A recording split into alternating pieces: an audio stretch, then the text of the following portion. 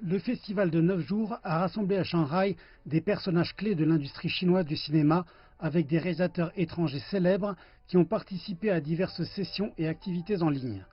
Premier festival de ce type depuis le début de la pandémie de Covid-19, celui-ci comprenait une série de conférences appelées Forum des Gobelets d'Or, un marché international du film et de la télévision et le marché de projet du FILS.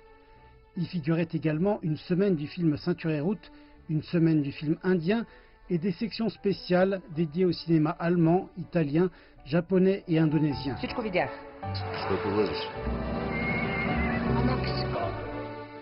Des centaines de films, aussi bien nationaux qu'internationaux, ont été diffusés dans des dizaines de salles de cinéma dans toute la ville.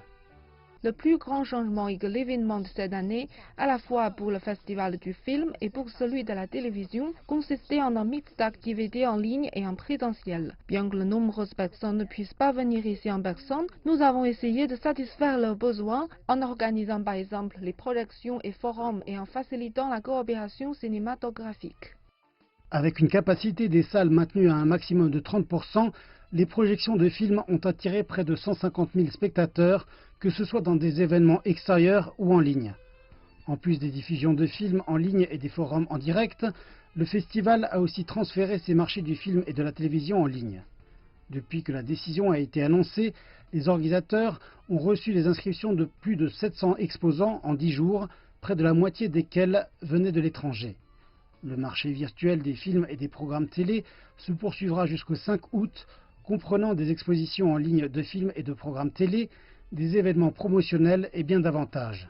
De nombreux réalisateurs se sont dit enthousiasmés par le succès du festival, disant que cela apportait de la matière à penser pour le futur. La pandémie offre à nos autres réalisateurs une chance de prendre un peu de recul et de véritablement considérer de ne pas hâter les choses, mais de créer du contenu de qualité.